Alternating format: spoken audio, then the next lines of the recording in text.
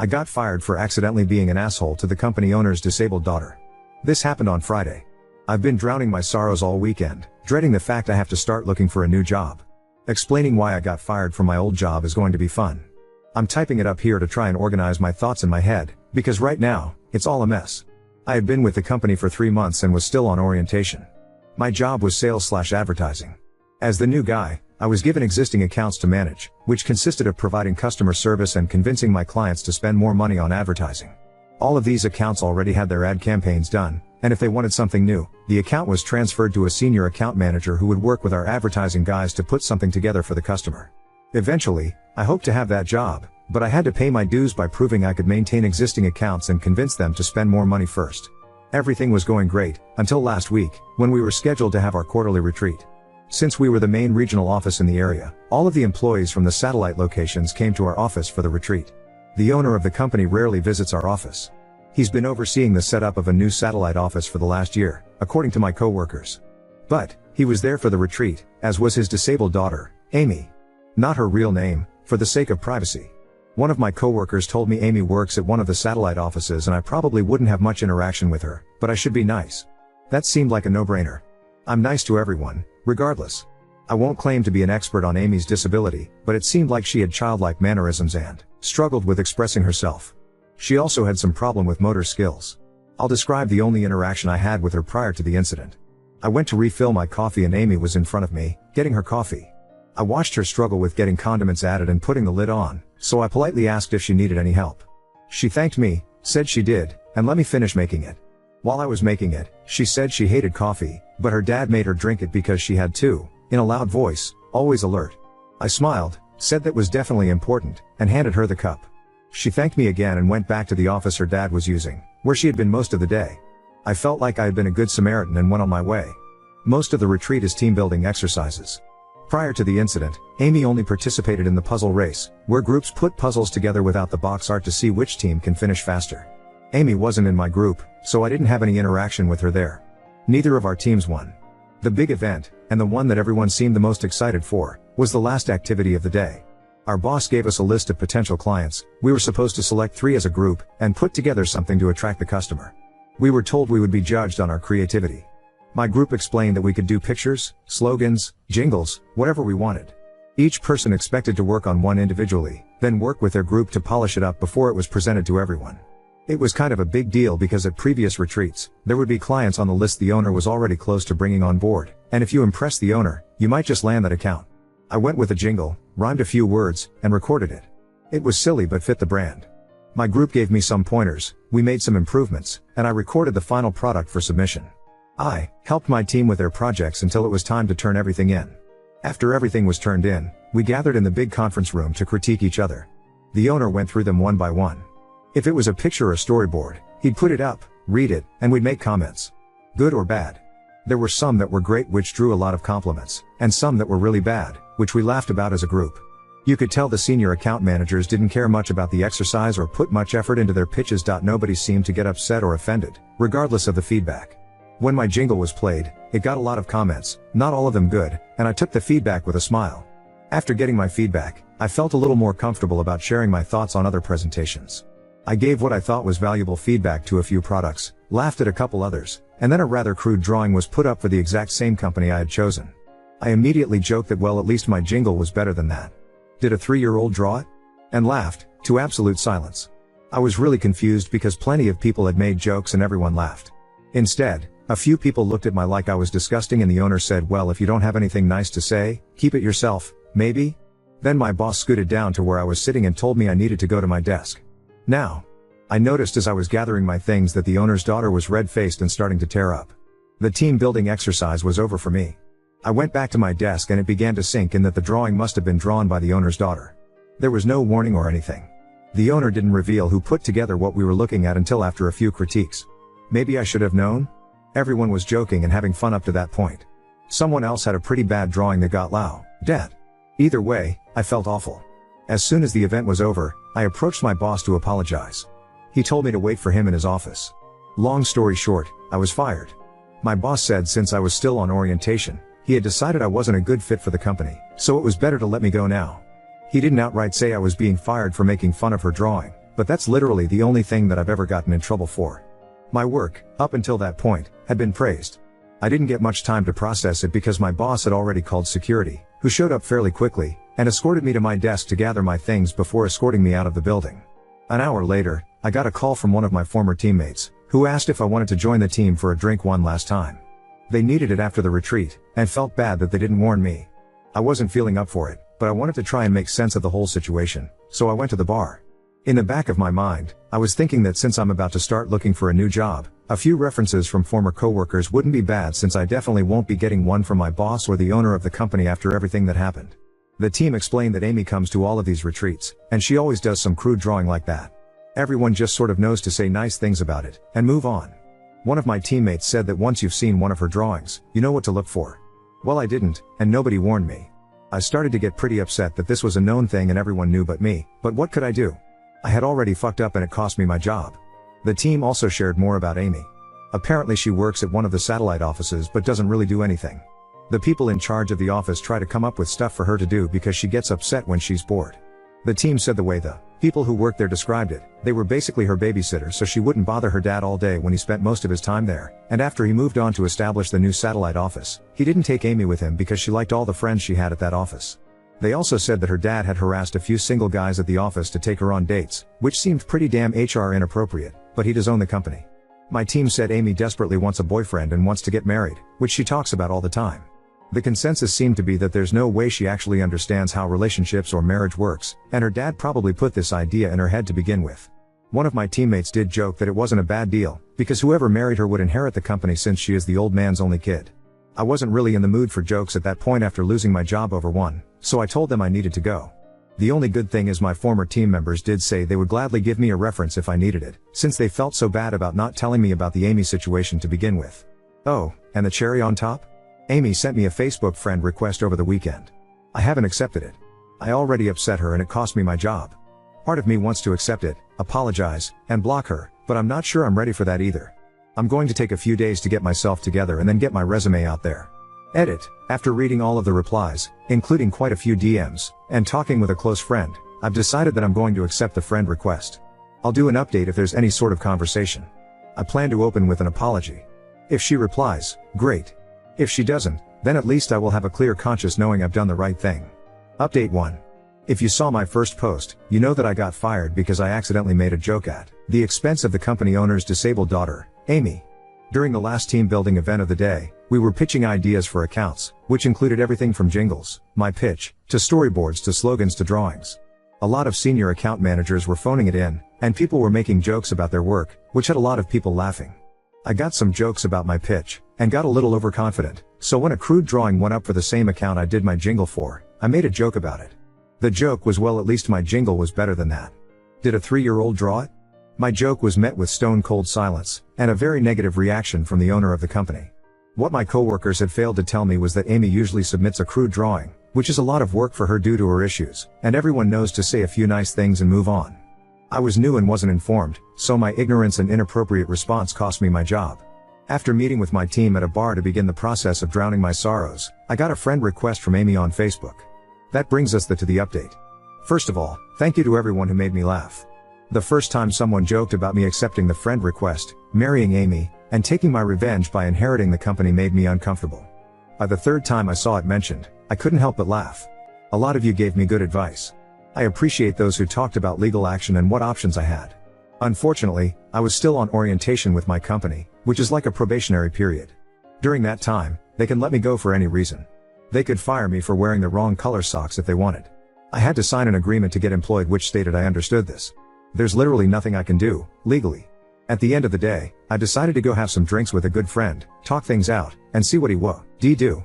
Dave's been my best friend since we were in elementary school. We've probably spent more time together than some actual brothers. Dave was firmly on the side of accept the friend request, apologize, and clear your conscience, man. I'm getting us another round of shots. He knows me better than anyone, and he knows that the guilt would eat me alive. I posted it here because it bothered me. I decided to take his advice, and everyone here who pushed me for that as well, especially the ones that DM'd me. So, that's what I did. I accepted the friend request. I immediately messaged Amy. I said I shouldn't have made that joke about anyone's work, it was unprofessional, and I was sorry. It took her a while to respond, but when she finally did, she thanked me for my apology, but said she sent me the request because she wanted to apologize since I lost my job over it. I said she didn't owe me an apology, and there was another long pause before she asked if she could copy/paste something to me. I wasn't sure what it was, but said she could. She pasted a generic message, but one she had clearly spent some time on. I don't want to type it word for word, but I'll paraphrase. "Hi, my name is Amy. Please forgive me if I'm slow to respond to you. I suffered a brain injury when I was a little girl and it takes me a while to type things out. There was more to it, but that's the basic stuff." I responded, saying it was not a problem, and she could take all the time she needed. Amy and I ended up messaging back and forth until almost 3 a.m. No, we didn't fall in love. We aren't going on a date. I'm not going to marry her for revenge so I can take her dad's company. However, I do think I would like to be friends with her. Not because I feel bad for her, but because she's a genuinely nice person and honestly, everyone could use a few friends like that. We spent a lot of time talking about her. That's just the direction it went, so I asked questions since she seemed comfortable talking about it. Amy was in a car accident when she was a kid. She was in the car with her mom and they were hit by a drunk driver, coming back from a birthday party for one of her classmates. Her mom didn't make it, and Amy suffered a brain injury that impacts her motor skills. Because it makes it difficult for her to speak and do simple things like getting dressed, making coffee, etc., people assume she's mentally challenged. She was put in special ed because of it, but worked really hard and graduated from high school. She even wanted to go to college, but her dad didn't think it was a good idea. Her life has been difficult because it's hard for her to communicate with people. By the time she can get a fully formed sentence out, the conversation is over. She can type, slowly, but most people don't want to type when they're face to face. She even admitted that when she's not at work, she will sometimes carry a tablet and pretend she's mute, because that's just easier. We eventually circled back to the drawing and my terrible response to it. She wasn't that offended by my response, because she assumed I didn't know. She got upset, primarily, because she knew all hell was about to break loose and she had no way to communicate with anyone. She was so upset when she found out I got fired, and tried to talk to her dad, but he wouldn't listen to her. She's fully aware that a lot of people at the company just pretend to be nice to her because she's the owner's daughter, but she does have a few friends at the satellite office where she works who better understand her disability. She gets frustrated because she can't truly contribute anything, but is happy when they are able to find busy work for her to do. It might take her all day to do something another person could do in a couple of hours, but it's better than sitting around bored all day. She knows she's a burden and a bother to her dad when he's around, but he's her dad and she loves him. She wishes every single day she as a daughter he could be proud of, rather than a burden. She tries talking to him via emails and text messages, but he usually doesn't respond. If they're in the same location, he'll just walk over and respond verbally, which is frustrating, because it becomes a one-sided discussion with her unable to do anything but give simple one-word answers like yes or no. She also thanked me again for helping with her coffee. She said that when she was younger, she tried to do everything by herself, and would get mad when people helped her, but now she's learned to appreciate the few who do. Most just stand there and look away, pretending to patiently wait for her to do it on her own. It was getting late for both of us at that point. Really late. It takes her a long time to respond to messages. There's misspellings. I get why someone would assume she's mentally challenged. I myself referred to her in my first post as having childlike mannerisms, which was a misunderstanding on my part. When she tries to force words quickly or emphasize something, she gets really loud, which makes her sound like an excited toddler rather than an adult trying to have a conversation. We ended our talk last night agreeing to talk again sometime. She asked if I had watched the first episode of House of Dragon yet, which I have, and she asked if I'd like to talk about it after she watches it. I told her I'd love to. So that's it, that's the update. Sorry to those who expected me to steal her dad's company. I'm definitely not doing that. Talking to Amy did make me feel a lot better though. I don't know how I'm going to handle the whole firing thing at my next interview, but a few of you suggested I just leave a gap on my resume, and I may just do that. Now on to second story. Refused my ex-husband's girlfriend access to our daughter's inheritance. Now she's accusing me of being selfish and illegitimate. I, 40F, and my ex, we'll call him Joe, 41 male, were high school sweethearts, started dating when we were 17, married at 19, and divorced 20 years later, so going on 2 years now. We have an amazing daughter, Sarah, who is 8, and has adjusted really well to the separation. Joe and I get along great, the divorce was amicable and we're still good friends. Not like we hang out alone or anything, but we don't argue or fuss at each other, help each other out, and just overall have each other's backs because at the end of the day, our number one priority will always be Sarah and doing what is best for her. We've both moved on and are in serious long-term relationships with other people. His girlfriend, Lily, 46F, is great and really good for him. I have never had any conflict with her and enjoy spending time with her when we all get together for holidays and other important events or celebrations. Until last week. Joe's parents passed away within a month of each other last summer and it was devastating for all of us. Even though Joe and I had already been divorced for about a year, they still treated me like family and I loved them dearly. Joe and Lily hadn't started dating yet, so she never met them, which is a shame. They were incredible people. Long story to get to the point, but I feel like the background is important. Last week Sarah got a box in the mail from her aunt, who was responsible for dividing up my late mother-in-law's jewelry amongst the kids and grandkids. She had a huge collection of both costume and more expensive fine jewelry. I let Joe know about it and he explained that some of it was left to me, so when he would come over and we sort through it together. Lily came with him, which was fine. It was extremely difficult and we were both very emotional, so I'm glad she was there to support him. Here's where I think I may be the asshole. As we were going through the jewelry, we had pulled out a couple of cheaper pieces of costume jewelry for Sarah to have now, and I had picked out a couple of rings, a necklace, and 3 pairs of earrings to keep, knowing that they will eventually go to Sarah as well. Joe and I agreed that the rest of it would be put away in the lockbox that we each have a key to at my house and would stay there until Sarah is older and it goes to her. One of the pieces being put away is a beautiful set of ruby and diamond earrings and necklace that are obviously very real and we believe were passed down from Joe's grandmother. Lily had been admiring the set and making comments about how well it would go with the wedding dress she had been looking at. They aren't engaged, or even with some of her date night outfits. Joe didn't say anything to her in response, and when she put them down I wrapped them back up and put them along with the rest of the jewelry in the lockbox. Since then, Lily has texted me multiple times asking about them and if she can just borrow them. At one point she accused me of just wanting them for myself and pointed out that Joe and I were divorced and I didn't have any right to keep them. She has also said that when they get married, the jewelry will legally be part of their marital assets anyway, so I'm just putting off the inevitable. I'm not planning on wearing them. Per my agreement with Joe, I'll wear the pieces I picked out and the rest will stay put away for Sarah. I have zero intention of taking any of it out unless it's necessary, and even then, I'll let Joe know what's going on with it. Joe's has been radio silent and I haven't said anything because I don't want to cause any conflict that could have an impact on Sarah. So am I the asshole for not giving in and letting Lily have some of the jewelry meant for my daughter? Update 1. Joe took an extended lunch yesterday and came by the house without Lily. I explained to him why I was reluctant to bring everything up, but I was tired of being harassed about the jewelry and that I feel strongly about it belonging to Sarah, not to either of us and certainly not to Lily. He agreed immediately and was shocked to find out that she had been asking about it and then angry when I showed him the messages. I figured the best course of action was a face-to-face conversation with him and being able to hand him my phone so he could see the conversation for himself, and there would be no way for her to accuse me of making it up or photoshopping anything.